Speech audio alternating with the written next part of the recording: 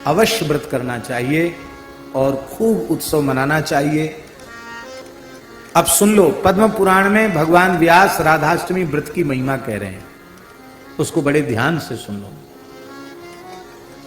शौनक उवाच कथयस्व महाप्राज्ञ गोलोकम याति कर्मणा सुमते दुस्तरात् केन जनः संसार सागरात् राधायाश्चाष्टमी सूत तस्या माहात्म्यमुत्तमम्। शौनक जी महाराज पूछ रहे हैं कि हे सूत जी महाराज, जीव के लिए गोलोक की प्राप्ति अति दुर्लभ है। वो अति दुर्लभ नित्य धाम गोलोक की प्राप्ति जीव को सुलभ कैसे हो, ये आप कृपा करके बताओ। इस दुस्तर संसार सागर से पार उतर करके और वो कैसे दिव्य धाम गोलोक की प्राप्ति करे, जहां पहुंचने के बाद फिर लौटकर कभी आना नहीं पड़ता है। उस परम धाम दिव्य धाम गोलोक धाम की प्राप्ति कैसे करे। सूत जी ने कहा, हे शौनकादि ऋषियों, आपने बहुत अच्छी बात पूछी। आपने जो प्रश्न किया है, यही प्रश्न एक बार देवर्षि नारद जी ने अपने पिताश्री ब्रह्मा जी से किया था। नारद उवाच, क्या कहा था नारद जी ने, बहुत ध्यान से सुने। ब्रह्मोवाच, नारद जी ने कहा, क्या कहा, पितामह महाप्राज्ञ सर्वशास्त्र विदांबर राधा जन्माष्टमी तात कथयस्व महाममाग्रतः। यही प्रश्न नारद जी ने ब्रह्मा जी से पूछा। तो ब्रह्मा जी ने कहा था, बेटा नारद, असार संसार सागर से, अपार दुस्तर भव सागर से पार उतरकर नित्य गोलोक को प्राप्त करके श्री राधा कृष्ण की नित्य सेवा प्राप्त करने का सबसे श्रेष्ठ और सबसे सरल साधन है भादों शुक्ल पक्ष की अष्टमी तिथि आने पर अत्यंत श्रद्धा पूर्वक श्री राधाष्टमी व्रत करें।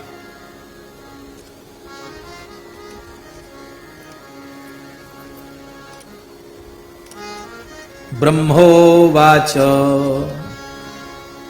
ब्रह्मा जी ने कहा, नारद जी ने कहा, महाराज आप कृपा करके उस राधाष्टमी व्रत की महिमा भी सुनाइए, उसका क्या पुण्य फल है। इस राधाष्टमी व्रत को पहले किसने किया था, और अकुर्वताम जनानाम ही किल्वशम किम भवेद द्विज। जो राधाष्टमी व्रत नहीं करते हैं उनको कौन सा पाप लगता, सो भी बता दो। दोनों बातें। केनैव तु विधानेन कर्तव्यम तद्व्रतं कदा कस्मात् जाता च सा राधा तन्मे कथय मूलतः। हे भगवान, किस विधि से राधाष्टमी का व्रत करना चाहिए और वह राधा रानी प्रकट कैसे हुई, उनके प्राकट्य की बात भी बताओ। ब्रह्मोवाच, श्री ब्रह्मा जी महाराज कह रहे हैं, राधाष्टमी व्रतम राधा जन्माष्टमी वत्स शृणुस्व सुसमाहिता कथयामि समासेन समग्रम हरिणा विना। राधाष्टमी, राधा जन्माष्टमी के संबंध में हम तुम्हें सुना रहे हैं, तुम समाहित चित्त से सुनो।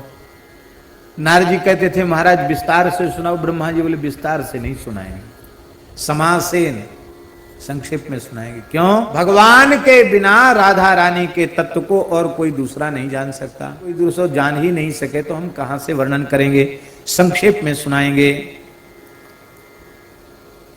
कथितम तत्फुलम पुण्यम न शक्नोत्यपि नारद कोटि जन्मार्जितम पापम ब्रह्महत्यादिकम महत् कुर्वन्ति ये सकृत भक्त्या तेषाम नश्चित तत्क्षणात्।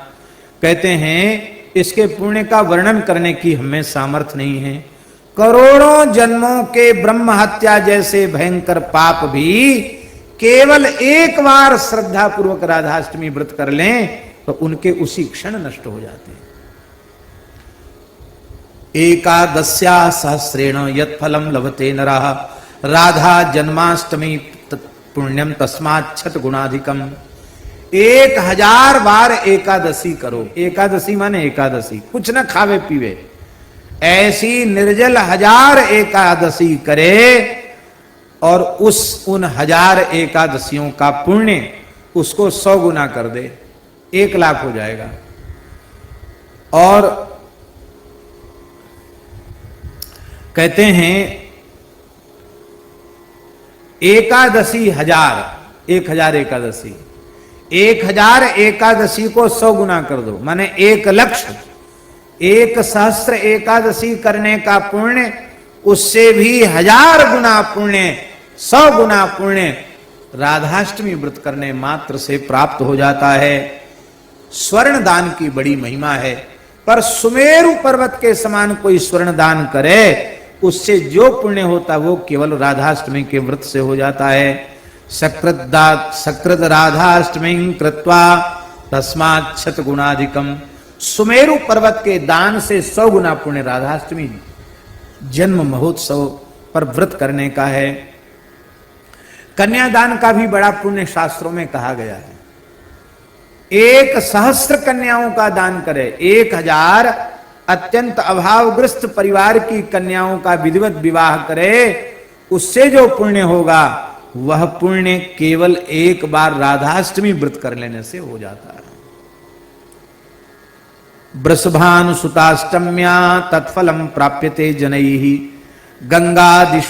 गंगादिषु च तीर्थेषु स्नात्वा तु यत् फलम भवेत्, कृष्ण प्राण प्रियाष्टम्या फलम प्राप्नोति मानवः। गंगा आदि धरती की समस्त पवित्र नदियों में स्नान से जो पुण्य होता है उसका सैकड़ों गुना पुण्य केवल राधाष्टमी व्रत से हो जाता है। एतद् व्रतं तु यह पापी हेलया श्रद्धया पिवा करोति विष्णु सदनम गच्छेत कोटि कुलान्विता। कहते कोई पापी मनुष्य बहुत श्रद्धा नहीं है उसकी, पर उसके द्वारा हो गया ये व्रत, तो कहते वह अपने कुलों के सहित भगवान के धाम में जाने का अधिकारी हो जाता है। पुरा कृतयुगे वत्स वर नारी सुशोभना, पूर्व काल की बात है, सतयुग के समय में एक बड़ी सुंदर स्त्री थी, वर नारी सुशोभना, सुमध्या हरिणी नेत्रा शुभांगी चारुहासनी, बड़ी सुंदर मध्य भाग वाली, शुभांग वाली, पवित्र अंगों वाली, निर्दुष्ट अंग वाली और सुंदर हास्य वाली, हरिणी के समान नेत्र वाली एक बड़ी सुंदर सुकेशी चारुकर्णी, जो सुंदर केश और कर्ण वाली लीलावती नाम की एक परम दिव्य स्त्री थी, नारी थी।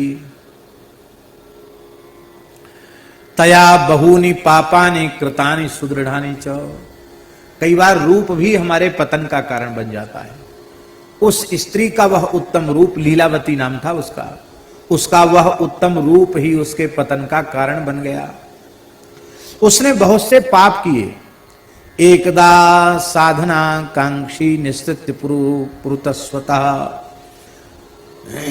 देखो 12 बरस में घूरे के दिन भी बदलते हैं। आखिर पाप कर्म करते करते इसके मन में एक बार ग्लानि हो गई, मन में आया कि अरे हमने ठीक नहीं किया, कितना दुर्लभ शरीर भगवान ने हमको दिया और हमने मनमाने कर्म करके। थोड़ा वैराग्य जगा उसको, लीलावती को वैराग्य जगा तो अपने नगर से बाहर की ओर वो आई, अपने नगर से बाहर आई। साधन कोई ऋषि मुनि महात्मा से हमको साधन मिले इस इच्छा से आई। और वहां आकर के उसने क्या देखा कि कुछ महात्मा लोग, वैष्णव लोग एक मंदिर में राधाष्टमी उत्सव मना रहे हैं। राधा कृष्ण के विग्रह का स्वरूप का सुंदर दूध दही घृत पंचामृत से अभिषेक कर रहे हैं और बड़ा सुंदर कलश आदि रख करके सुंदर उत्सव मना रहे हैं। तो उसको बड़ा आश्चर्य हुआ, वो विचार करने लगे कि क्या, उसके लिए तो नया था, ये क्या हो रहा है। राधाष्टमी व्रत परा, राधाष्टमी व्रत परा सुंदरे देवतालय गंध पुष्पैर धूप दीपै वस्त्रै नाना विधि फलैहि, गंध पुष्प दीप अनेक प्रकार के फलों से भक्ति पूर्वक श्री राधा रानी के श्री विग्रह का, राधाया मूर्ति उत्तमाम लिखा है महाराज जी इस पर। इसलिए इस तिथि पर घर में राधा रानी का स्वरूप, ठाकुर जी का जो स्वरूप है, उनका जरूर पंचामृत से विधिवत अभिषेक कराना चाहिए। सुंदर श्रृंगार करना चाहिए, सुंदर भोग धराना चाहिए। और फिर इसके बाद बधाई उत्सव करने भी लिखा हुआ है। क्या करना चाहिए? केचिद गायंत नृत्यंती पठंति स्तवमुत्तमम।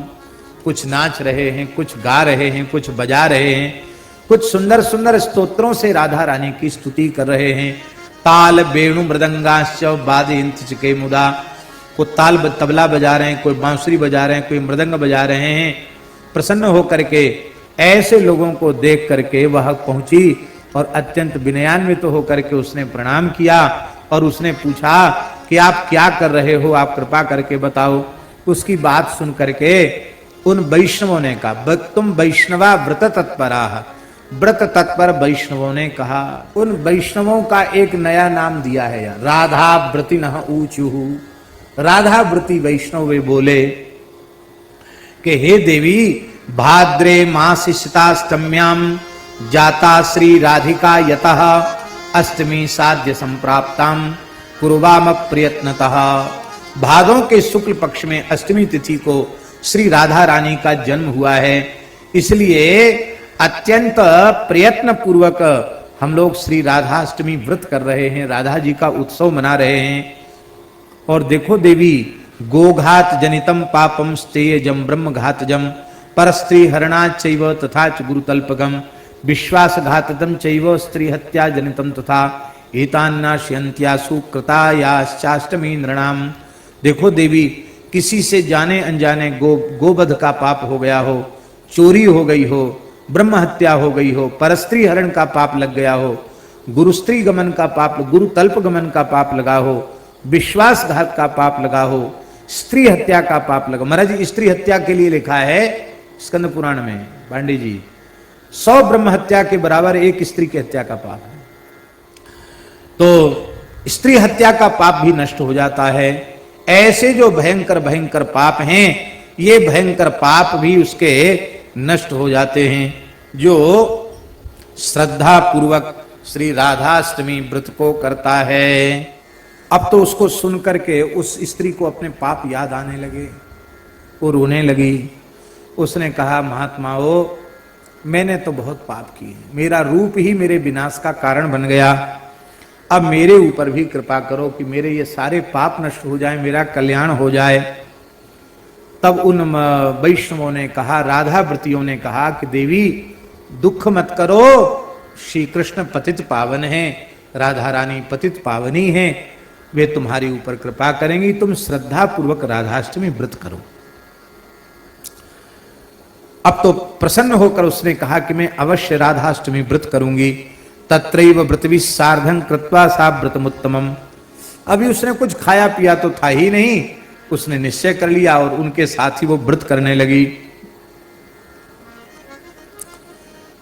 संयोग की बात थी, वो व्रत करके लौट रही थी, उसी समय एक सर्प पर पैर पड़ गया। कोबरा काला सांप था, पैर पड़ गया और उसने उसको डस लिया और उससे वो मर गई।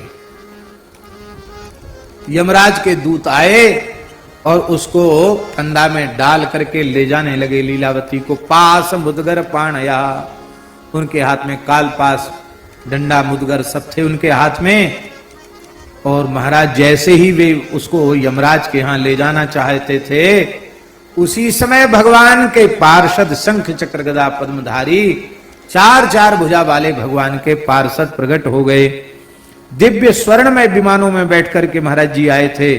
उन्होंने चक्र धाराओं से पास के टुकड़े टुकड़े कर दिए और उसको प्रेम से उसको विमान में रथ में बिठा लिया। एक रथ लेके आए थे, उसको बिठा लिया और वे बड़े प्रेम से गोलोक धाम उसको ले गए। निन्युर्विष्णुम पुरुम तेच गोलोकाख्यम मनोहरम, गोलोक धाम उसको ले गए। कृष्णेन राधया तत्र स्थिता व्रत प्रसादतः राधाष्टमी व्रतम तातो यो न कुर्याच मूढ़धि। तो देखो सूत जी महाराज कह रहे हैं, देखो ऋषियों, वो लीलावती जिसको नरक जाना था, वो एक बार जीवन में व्रत उससे बन गया और उसकी महिमा से वो नित्य गोलोक की अधिकारिणी हो गई। इसलिए राधा कृष्ण की सेवा उसे नित्य गोलोक में प्राप्त हो गई। इसलिए जो राधाष्टमी व्रत नहीं करता है वो मूढ़ मनुष्य है। नरकान निष्कृतिर नास्ति कोटि कल्प शतैरपि, तो करोड़ों कल्पों तक भी नरक से उसका उद्धार नहीं होगा। और स्त्रियश्च यान कुर्वन्ति व्रत में तच्छुभप्रदम, जो पुरुष नहीं करते उनको ये पाप लगता है, जो स्त्रियां नहीं करती उनको भी यही पाप लगता है। ये इस व्रत को करने से श्री कृष्ण प्रसन्न हो जाते हैं, राधा रानी प्रसन्न हो जाती हैं, सारे पाप नष्ट हो जाते हैं और अंत में भगवान के नित्य धाम को प्राप्त करता है। और जो नहीं करता उसको यमराज के यहाँ जाना पड़ता है।